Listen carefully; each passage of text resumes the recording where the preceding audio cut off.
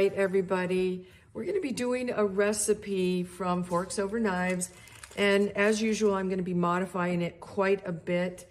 It is a Korean spicy ramen recipe, and it's just got so many wonderful things in it, and that's why we're doing it this way tonight. My husband Larry wanted a little bit of some pasta in his dinner tonight with a sauce, and so this has a really great sauce that will go over the pasta. I just want to go over a couple of the ingredients. It called for tofu. I have tofu, but it's frozen in my freezer right now because I was saving it when I couldn't use it by the expiration date. So I don't have any thawed tofu, but I do have edamame. So that's what this is. And my husband was helping me here just to shell these edamame. They're organic edamame that I buy in a great big package, actually, at Costco, and it comes in quite a bit smaller packages that are about this much.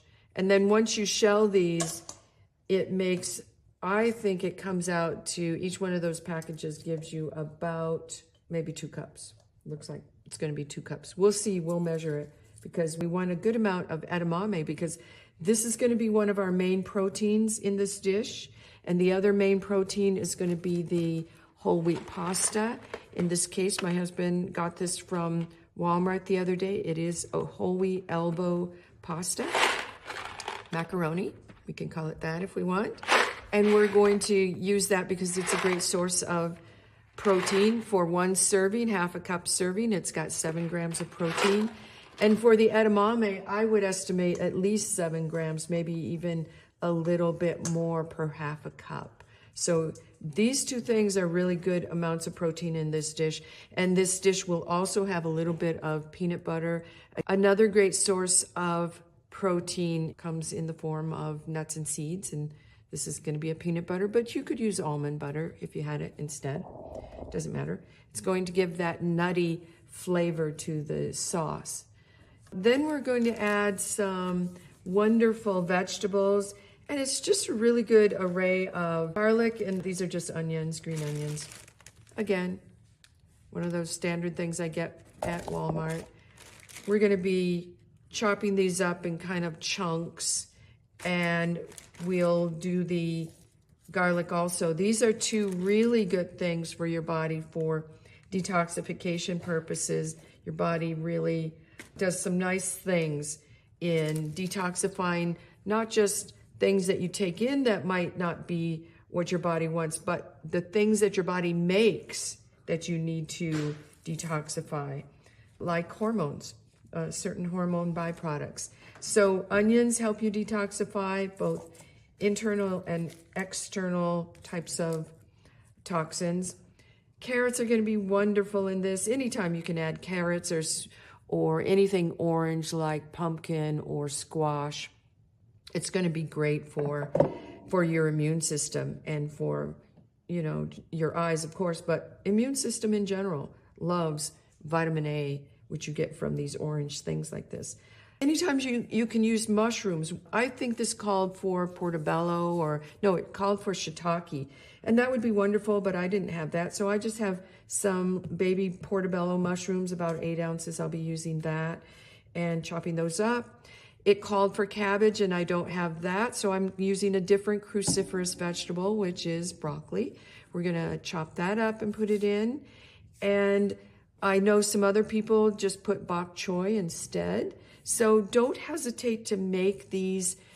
Know why you're putting something in and then make the substitution for it. Mushrooms, all of the different types of mushrooms you get have different really good properties for your immune system. So don't hesitate to switch them up or mix them up and add different things like that. This will have a little bit of cayenne in it, and anytime you have cayenne, this is a great antioxidant. Any type of red pepper is going to be a great antioxidant. The capsaicin in it is wonderful for that. But red peppers. And anytime I use red in my dishes that I make, and I have an opportunity to put a pinch of turmeric along with a pinch of black pepper, this is going to be another great thing you can add to any dish that is orange or yellow color or even brown. to just beef it up in terms of the antioxidant potential of your dish. And, you know, turmeric works in about 50 different ways in your body to modify and regulate your immune system. So don't hesitate to use it anytime you can get it into your food. I'm going to use probably half to a quarter teaspoon of that for 4 servings. These are just fermented cucumbers that I did earlier in the year, and this is a great opportunity to use them. It's just going to be for a garnish over the top of it to add a little bit of different kind of flavor to it. And they wanted it to be a sweet, salty, soury kind of taste. So that's what you're looking for when you marinate your cucumbers. These are actually the fermented cucumbers that I did. So these are more like pickles, and I'm probably going to put a little dash of apple cider vinegar or lemon in this to give a slightly different taste. Right now it just has the salt and the brine from the fermented pickles, and then has a tiny bit of maple syrup in it, a little bit of organic maple syrup. And then also in my sauce, it will have some creamy peanut butter. So there we go. I'm going to be chopping, and then we'll put it together. We'll put everything in this big pan that needs to cook together. Now, they actually in the recipe did not cook the pasta with the veggies, but they had pasta that cooked in 2 to 4 minutes. My pasta is going to take about 10 or 11 minutes, 10 to 12 minutes. For that reason, I will be putting the pasta into the pan at the beginning when I'm simmering the veggies so that they can all be done about the same time. So when I put these veggies in the pan, it's going to be the carrots, broccoli, mushrooms, scallions, garlic, and I will also add my pasta in at that point for 6 minutes. And that means that my pasta is still going to need, and the veggies are still going to need about 4 more minutes after that to cook. It will go pretty quickly once we have everything in the pan. So I want to make sure my sauce is done, make sure the marinade is done. Larry's shelling the edamame for me, so it's good if you have a helper to do that. Like if you have any kids who want something to do, or you have a helper like I do, it really will make this dish go much faster. And it's going to come together quite quickly, I think. I want to make sure the sauce is ready because I guess I'll be doing the sauce when I cook these veggies for the 6 minutes. Hopefully the sauce won't take me too much longer than 6 minutes. I usually have garlic that's already prepped in the freezer to use. 1, 2, 3, 4, 5. I need 6.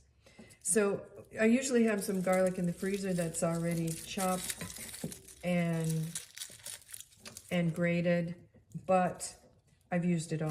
So until I have time to prep that again, I'll be doing this as I go. But that does make it go really fast if you already have your garlic prepped in the freezer and you can just take out what you need. So for this, I'm going to just do some chopping.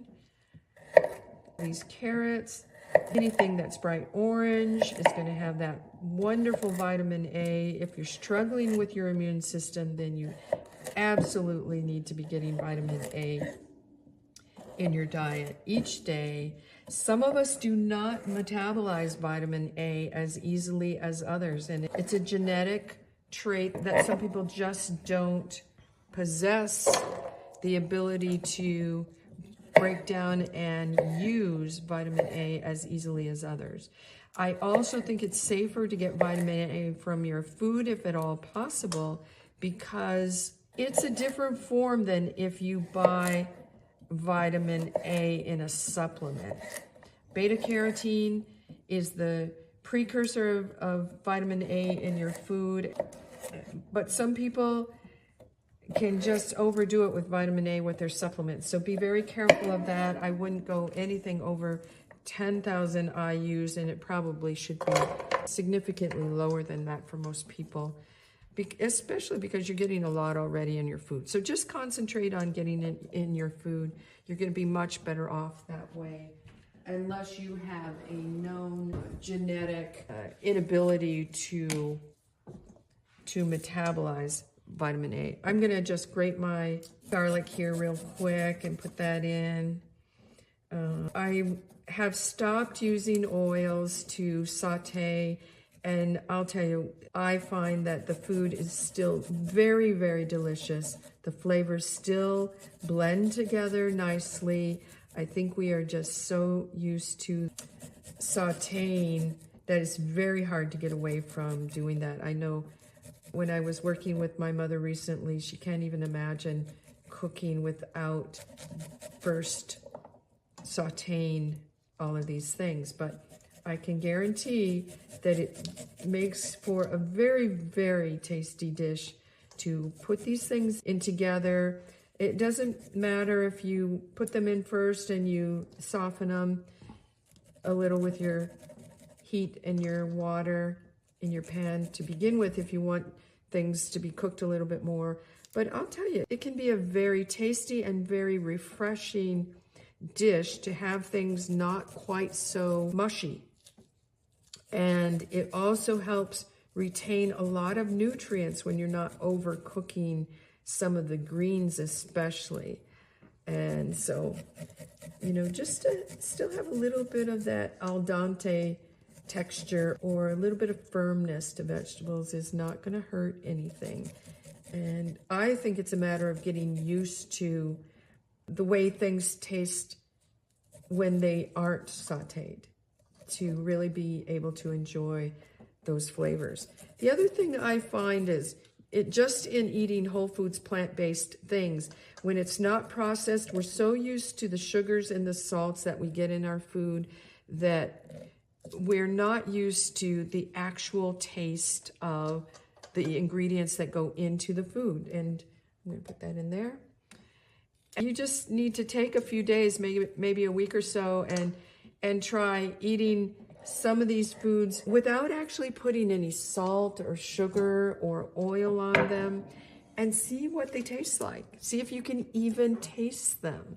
I think that's the challenge, is to see if it's even possible for you to taste what broccoli tastes like without everything on it, or carrots. We add salt to everything. It's a challenge. When you first taste it, you think you don't even know what some of these things taste like without already adding salt or sugar to it. Just take a few days and do that. It'll be a really, really good thing to do. Thank you. That looks so good. Mm-hmm. What a pretty.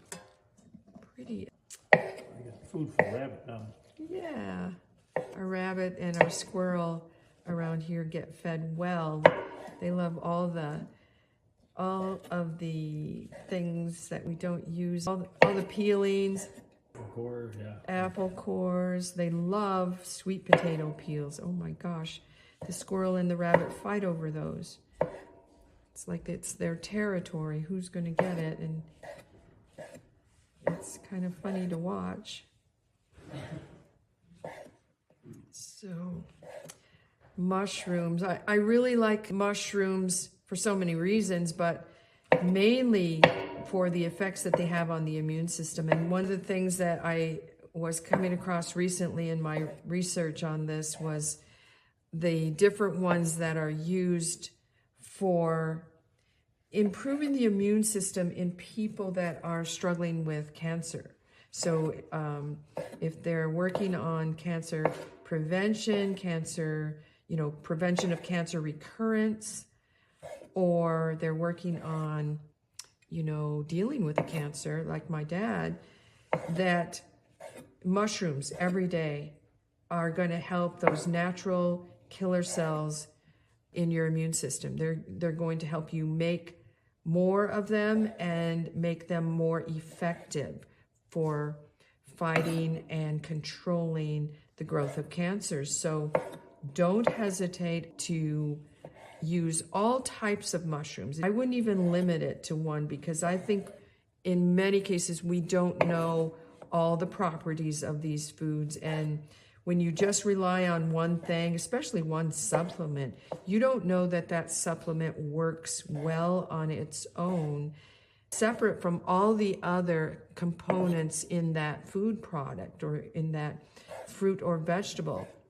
You're just assuming that the only thing in that fruit or vegetable is the one substance that they put into a little capsule, and that's the only effective substance in that food. And that's as far from the truth as you could get. Most of these things, most of the things that come in a bottle or a capsule, like a supplement itself, will be far less effective on its own than when it's taken into the body within the context of the rest of the different chemicals and molecules in that fruit or vegetable, because they help each other work. And, you know, we can say certain fruits and vegetables and beans and things have components in them that are detrimental to our body. But what really happens is that when you eat the whole food, there is a balance between the good and the less beneficial components within that food. They control each other and they balance each other. So it's really a matter of getting these foods in within the whole food and not relying on one particular vitamin or other nutrient found in that food. And you'll probably hear me say that quite a bit in my different videos and posts, but it's just a reminder. I'm almost ready. I'm just gonna take, I think I need 4 cups of cabbage is what it said, but this is gonna be 4 cups of this beautiful broccoli, wonderful cruciferous vegetable. So if you didn't use broccoli, or cabbage rather, or you could use purple cabbage. The only problem with purple cabbage, I love it, but I love it more for salads. But when you put it into a soup or stew, it will turn everything pretty dark. Dark purple is kind of a funny color, but sometimes it turns it dark purple, but if it's a brown, you know, soup or stew or has black beans in it, you won't even notice if you put purple cabbage in it. But if it's not, if you want a little more control over the color of your food, then I would probably use the white cabbage. Bok choy, kale would be another one you could put in here. I think we're getting close to 4 cups here. Let's just check. Some of these seem a little big, so let's get them down just a little.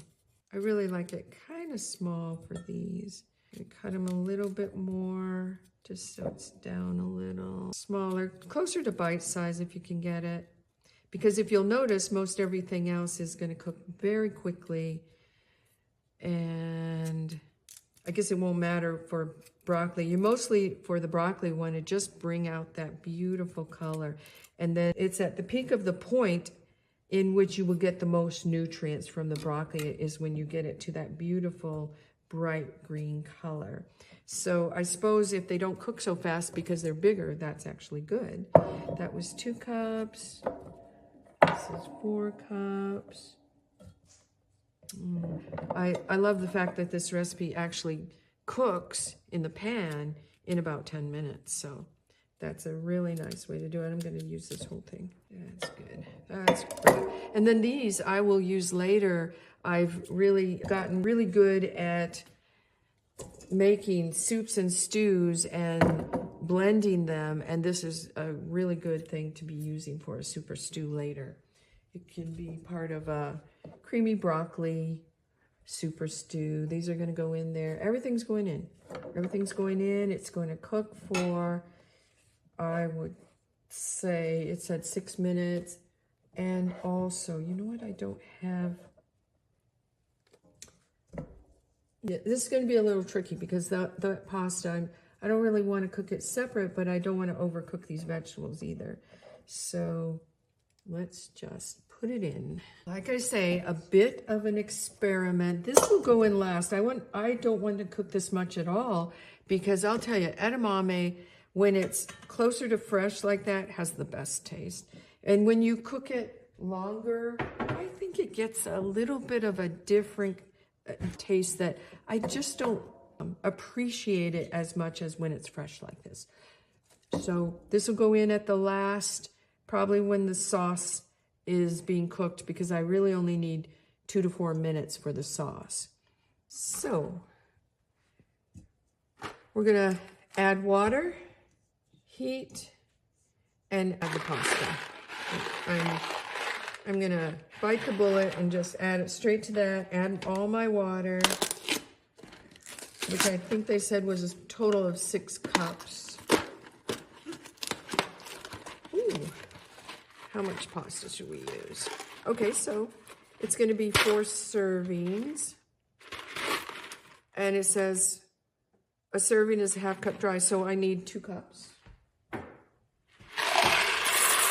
These are just little elbows. That would be nice for this, I think. Whole wheat pasta. I'm really coming to appreciate pasta more than I did in the past.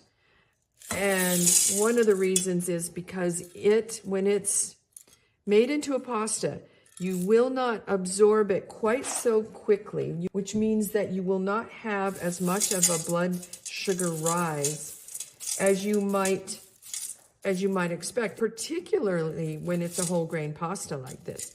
Now, I need 6 cups of water. If I'm not mistaken, I think it had salt in the form of soy sauce, so I have to watch that. So the addition of the soy sauce is where the salt flavor is probably coming into this dish, and we can adjust that as we need to. Because, you know, some people cannot have extra salt. I normally would not have I normally would not have pickles that are so salty like this in a dish, but you know, it's going to be a garnish on the top, and that should be okay. And then we'll just see what it needs for this. 6 cups. And it looks like I'm a little low here. I think we need it covered. Let me put at least 1 more cup. See how that goes. That's better. So I'm just going to cover this and start simmering. Okay, here we go. So this calls for crushed red pepper flakes, and I didn't have any left. So that's why I chose to use a little bit of cayenne, which is red pepper. But I'll be pretty cautious because my cayenne is very strong. I don't know how they did that, but... And then sesame seeds are an optional thing in this dish, so you can kind of use that for the garnish at the top. The sauce is going to be a combination of maple syrup, some sriracha or Korean hot pepper paste, and some brown rice vinegar. I don't have that, so I'll be using apple cider vinegar. Brown rice vinegar tends to be a little bit sweet, but I'll use apple cider vinegar, or I suppose I could try balsamic if I wanted the sweetness. A couple tablespoons of peanut butter, and the soy sauce. It does have soy sauce. You can use low sodium soy sauce, tamari, or liquid aminos. And then again, some red pepper flakes for that sauce. So we're gonna mix that sauce up. And if you've ever worked with me before, you know that when it comes to measuring out peanut butter, I do not enjoy doing that. So I just weigh it. I put my little bowl out there, and when I get to that, I'll weigh it. In fact, I might do it for a couple of things here.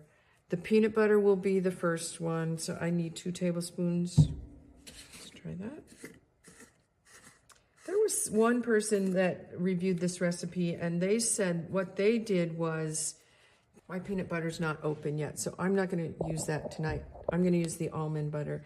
But what they did is they actually doubled the sauce in this recipe. And, you know, I think a lot of the times when I cook with the forks over knives recipes, I do actually like to double their sauces and things. Sometimes it just seems like there's not enough, and sometimes, very often, the recipes have sauces that are exceptionally delicious, and So I think, you know, it's not unusual to double the sauce. I don't know if I should or not for this. I'm gonna think about it as I go along here. But let's start with the basic recipe. So the basic recipe is going to call for, by the way, the name of this recipe, if you have Forks Over Knives app, is Spicy Korean Ramyun. Ramyun. The sauce consists of 2 tablespoons of maple syrup, 2 tablespoons of hot pepper paste like sriracha, brown rice vinegar, 2 tablespoons, 2 tablespoons of peanut butter, 2 tablespoons of soy sauce, and 2 teaspoons of the red pepper flakes. And it also says adjust your red pepper and your sriracha sauce based on your level of tolerance to spicy foods, because I would imagine this could be a very spicy recipe. Let's start out with the regular amount of sauce. So I'm going to weigh this, 2 tablespoons of peanut butter. Let's reset my scale so I'm at 0. And 2 tablespoons, according to the back of the container, is going to weigh 32 grams. Let's just do that. When it gets to 32 grams, then I stop. And a little bit more, I'm at 15. Ooh.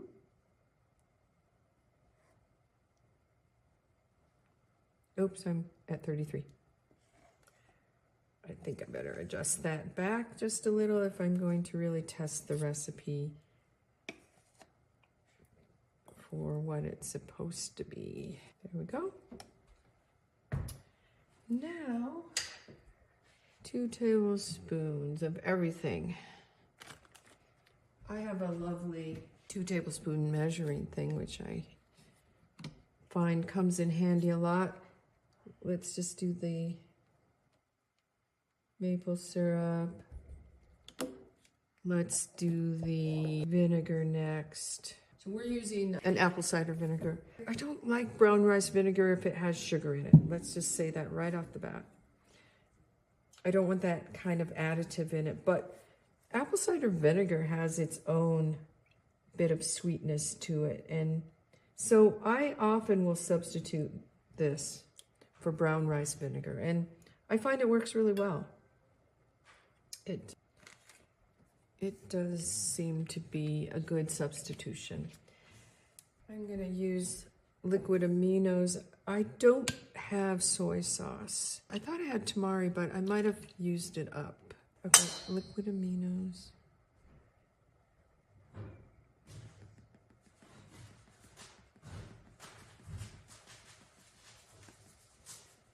I kind of like tamari for things like this, but I ran out of that. So we're gonna have a little bit of this sriracha. I'm at the end of it. I think I'm actually going to start with about half of that. And then add some. You can always add, you just can't take it out. So, you know, depending on your tolerance for heat, make sure you adjust. Because we're using something that has red pepper or hot pepper, we're going to get a pretty good dose of those antioxidants that come in there. Again, I'm not here to teach you how to cook. I'm just here to show you how to make those things that you like to eat more nutritious. You know, by using something that's a whole food, by maybe not heating it so that you take out all the nutrient value in it. You don't cook it down so it's brown necessarily, but you try to keep it in that bright green color. We are going to add a tiny bit. Like I said, when I have something that's brown or orange or red, I always sneak a little bit of organic turmeric in there. Doesn't have to be a lot. Turmeric tends to be, if you put enough that you're tasting it or you put too much, what you're going to find is that you end up with something that's too bitter more than anything. It has a little bit of heat to it, but I think it's more that you end up with a little bit of bitterness to it if you add too much. So I'm just gonna, mine's a little dried, so I want to make sure it gets mixed really well. So I'm just doing a couple little pinches in here. It will be good. And then I just have to remember to put a little bit of black pepper in with it. In fact, I might as well do it now so I won't forget. Black pepper, of course, has a little bit of heat, but this is a spicy dish, so that should go really well. And it makes it so that you can actually use the turmeric in your body better. If you didn't put a little bit of black pepper with it, you would end up wasting your turmeric because your body can't use it as well as when you put a little bit of, I don't want a lot. But I'm going easy on my heat anyway, so that's plenty of pepper to get my turmeric to work in the body. So there we have that. Again, mix. I should probably taste this. Let me make sure I got all the ingredients because I did it a little bit out of order. Remember, 2 tablespoons of everything except the heat, the red pepper flakes at the end, which I, again, don't have. And I'm putting my sriracha for the heat and also a little bit of my cayenne. My pan was overflowing. It was boiling away. Oh, you know what I missed? Ah, the scallions. I was supposed to go in that pan too. I'll put them in at the end. They cook really fast, so I'll put them in at the end. It'll be wonderful. Let's do that. And my sauce is ready. I was going to taste it to make sure that we're not too far off on heat or flavor. Let's try that. Oh my goodness, it's delicious. Oh, I'm overflowing again. It's ready for the sauce over there. So I'm gonna do that. I'm gonna get the scallions in very quickly and my edamame very quickly, and it's going to be done. Wow, that's going to go fast. Boop. Let's just get the ends. Trying to see how many I need. Half a cup. Yeah, these will cook fast, just like the edamame and the sauce. It's just, let me go wash these. It says slice these on a diagonal. I just made a little decision here. I may just add the sauce at the end so that I can add extra if I want. If I put it all in the pan and then I don't have enough, then I have to make the sauce again. So I don't know. I think I'm just gonna add it to the bowl and then I'll know how much I actually need to do next time, whether I want to do it double or just do it the single recipe. Let's do a few more diagonals. Get everything in that pan for the last 3 to 4 minutes while the pasta is finishing cooking because it's just about done. That was so fast. Okay. Let's put all these in here and go put them in the pan to cook. Let's see. All right, everything is done in that pan. I'm gonna give it a couple minutes to warm so that the edamame gets warm. I'm gonna show you that. So this is how it looks. It's very beautiful. The pasta is done. The vegetables are bright colors, just the way I love to have them, to bring out all the nutrient value in the greens, whether it's the edamame. So we're just getting ready. It took about 6 minutes, maybe it seemed like 6 minutes. It probably was 10 minutes that it was cooking. But the pasta is nicely done. The vegetables are bright green, just the way they should be, green, orange, whatever. And I put a little bit of the pickles on the top here. We're gonna go ahead and try this. It probably will need, in fact, would you hand me the sauce? I did not actually mix the sauce in the whole dish. I want to be able to have a little more control over how much sauce goes into each serving. So I'm going to actually put the sauce in the bowls and we can mix it that way. I will use about 2 tablespoons of the sauce per serving. And if that's not enough, because some people said it needed to be doubled, then we'll add a little bit more. But that 2 tablespoons may be about right for this. So we'll just let you know here. I'm going to add about, this is a 2 tablespoon measuring cup. I'm going to put about 2 tablespoons in each to mix it in. I think this sauce is absolutely delicious, so it's going to be like the crowning. Man, does it look nice? Thing for this dish, the crowning touch. And then if you want a little bit more sriracha, you just use, you know, a little more heat. And we're going to try it. Should we try it right now? Yeah, absolutely. Okay. I'm going to have Larry try it because I really think we need to know how it tastes. And then you can tell me if it needs more heat, more salt, more... Just needs to be eaten. Okay. Okay. You heard it. That peanut butter is delicious. Yeah, it's not peanut butter, it's almond butter this time. It's delicious. Oh, good.